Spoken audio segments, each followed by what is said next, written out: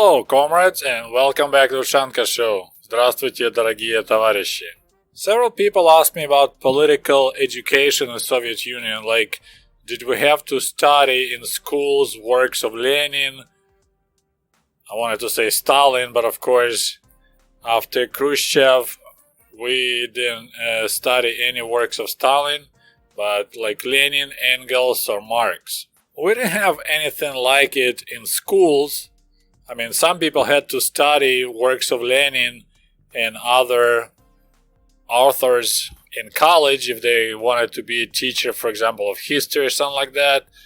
Otherwise, in schools, we didn't have anything like that, but we had quite an interesting activity called Politinformatsiya. So this is the new Russian word we're gonna learn today. It's actually more like Soviet word than Russian word.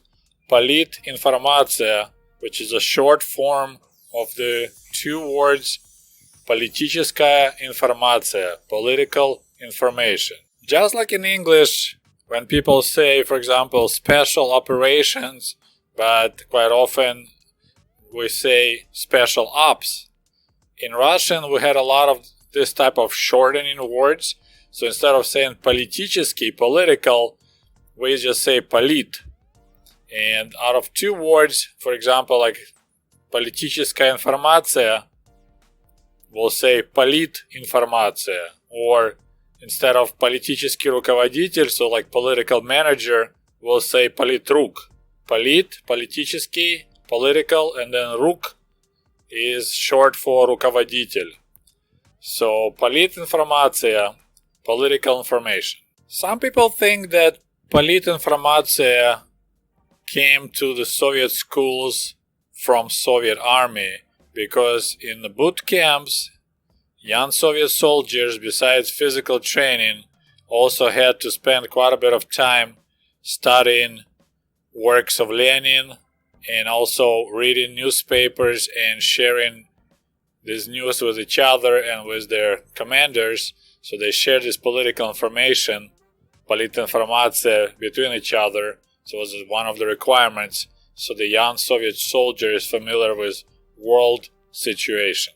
So like at this photo, and I apologize for poor quality, but that's my father during his military service in 1960s in Lithuania. So just like that, Soviet soldiers had to spend time in so-called Lenin's room or Lenin's corner. So every military outfit would have this special room which would be full of books with works of Lenin and other Soviet leaders and newspapers, and that's where the young soldiers or any soldier had to spend some time educating himself so he will be politically advanced and politically educated. By the way, if you missed, I have quite a few videos already about Soviet education, and you can look at the list of my previous videos. I actually have a separate playlist, which is everything about Soviet education is in that playlist. So, if you watch my videos about Soviet schools, you should know by now that Soviet children weren't the happiest pupils in the world, because we had to go to school 6 days a week. So the only day off we had was Sunday. So 6 days a week, 5-6 lessons every day, each 45 minutes long. And then on the top of it, in my case on Wednesdays, I believe we had them on Wednesdays, we had to show up at school 30 minutes before the first lesson starts. And we had politinformatsiya, political information. Wasn't really a lesson, it was more like activity. But yeah, we had to come to school 30 minutes earlier. Now, in some schools I asked around, I was told that kids had to stay after classes for 30 minutes to have politinformatsiya. Some kids had them on Monday mornings, but 30 minutes a week. Children, I believe from the 4th grade till the 10th grade, had to talk with their teacher about current political events at Politinformatsiya. So in Soviet schools, every class, so we had a group of kids, right? So usually 25, 30 kids in each class. And we always had a teacher attached to this class. So she was like class leader. They call классный руководитель. So that teacher, besides being a teacher of math or Russian language, English language, whatever, she also had extra responsibility of watching and taking care of this class. So talking to parents, having parent-teacher conferences. So that was the teacher's job, also to show up 30 minutes prior and run this Politinformatsiya activity. This activity wasn't graded, so you didn't get any grades.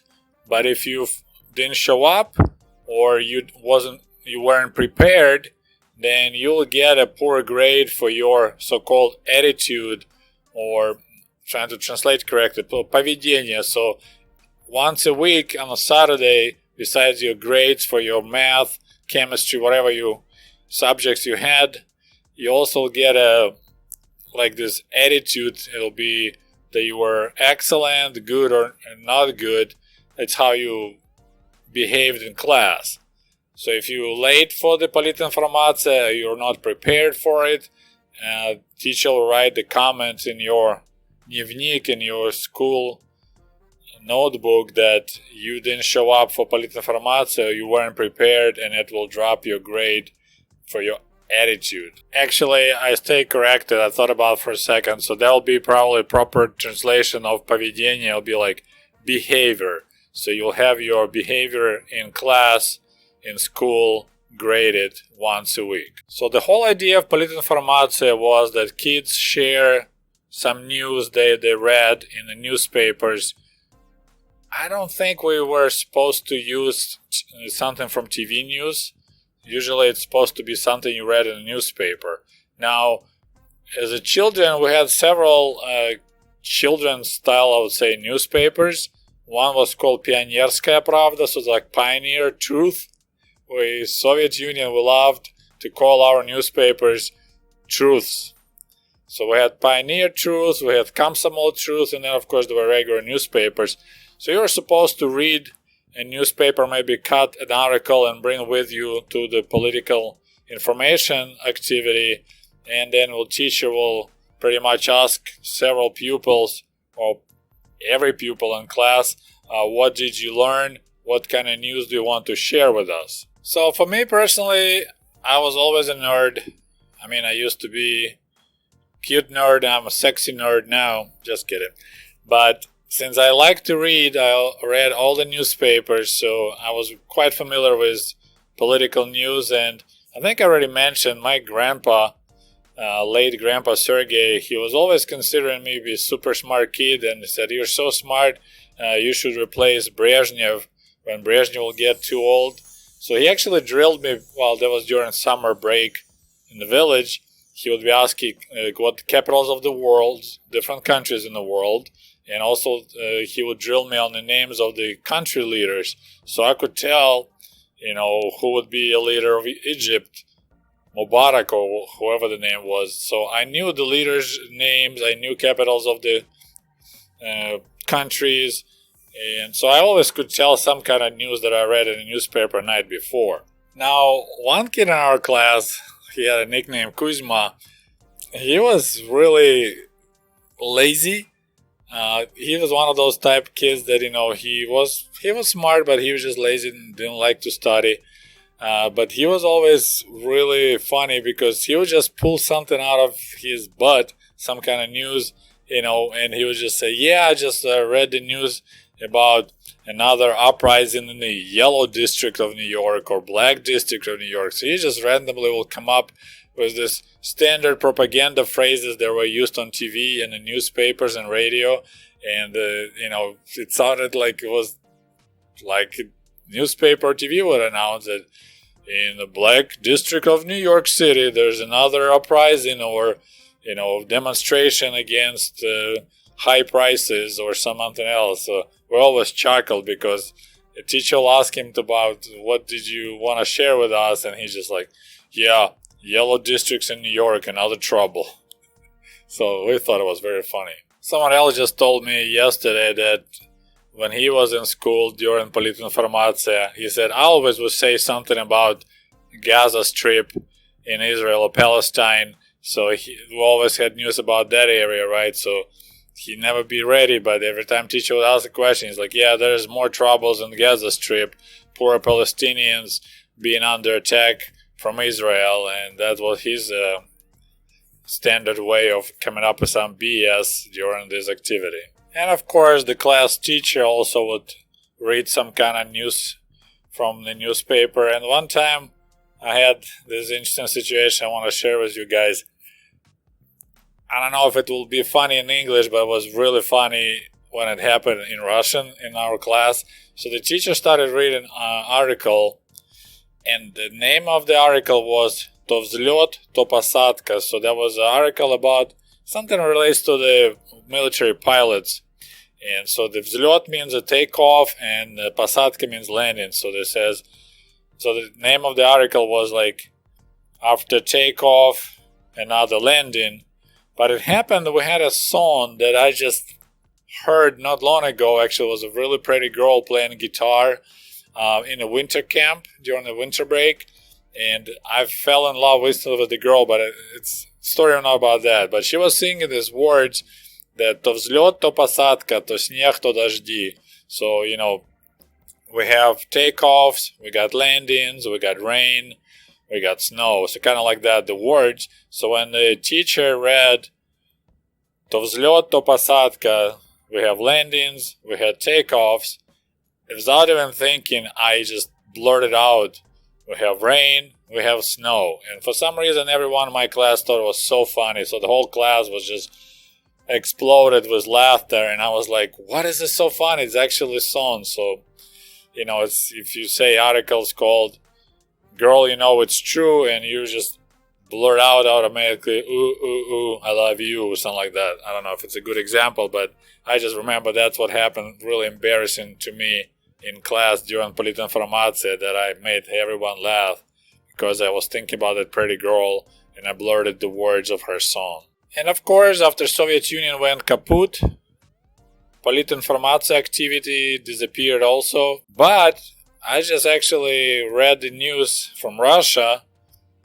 There is some talk, actually, the main Russian party, and it's a governing party called Единая Россия, the United Russia, they started pushing this idea, so maybe it's a good thing to bring Politinformatsiya back to Russian schools, because students get their news and information from all kind of sources, internet, whatever. So we need to bring Politinformatsiya back so they will get the right kind of information. So I found it really, really interesting. So besides Politinformatsiya, and I said it's not really was a class, it was more like activity.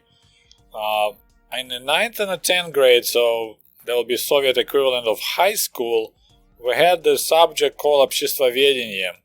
So that was more about studying business models, like not business models, like more economical models, how the capitalism work versus socialism.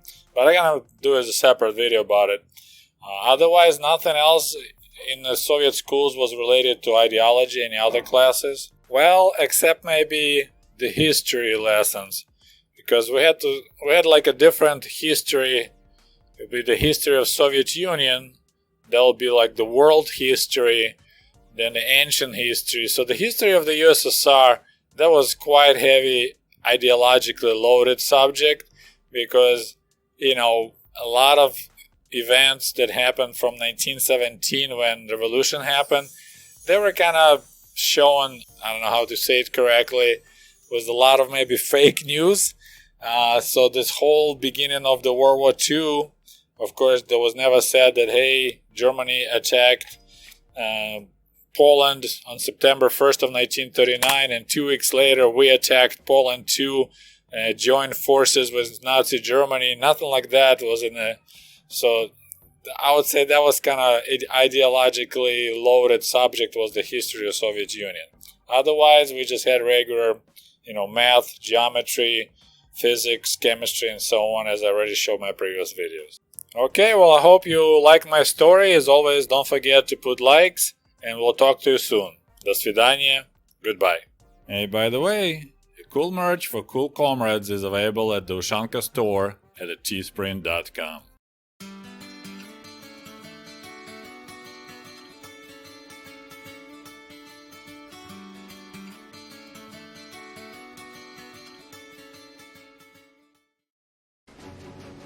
And if you love my channel and would like to show your support, please click on the link below this video and become the patron of the Ushanka Show. For as little as $1, you can help us grow and create the new, interesting videos about the life in Soviet